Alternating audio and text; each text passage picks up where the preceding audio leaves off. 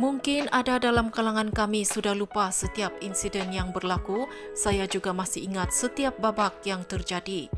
Demikian kata pelawak Mamat Sepa mengenai insiden yang pernah terjadi antaranya dan anggota Sepa iaitu Jeb dan Syuib, termasuk kejadian pergaduhan yang diceritakan dalam podcast Dol yang dikendalikan Syuib bersama Syuk Sahar dan Fizi Roslan.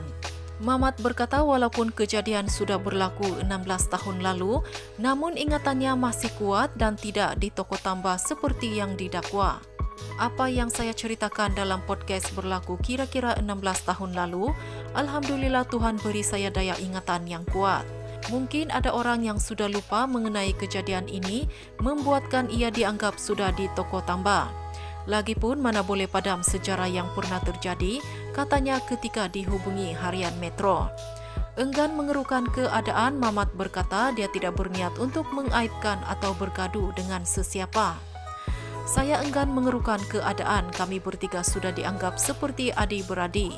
Terdahulu Jeb atau nama sebenarnya Muhammad Nazri Zainal Abidin tampil bersuara dipercayai menjawab isu yang timbul dari segmen podcast yang dibuat oleh beberapa rakannya.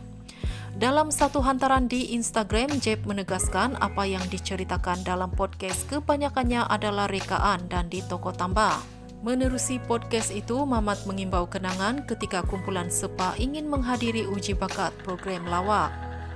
Difahamkan Mamat dan Jeb adalah kawan baik sejak bangku sekolah, manakala Jeb mengenali Syuib ketika uji bakat program Reality Academy Fantasia. Difahamkan mereka lulus uji bakat tetapi tidak dipanggil disebabkan perkara tertentu.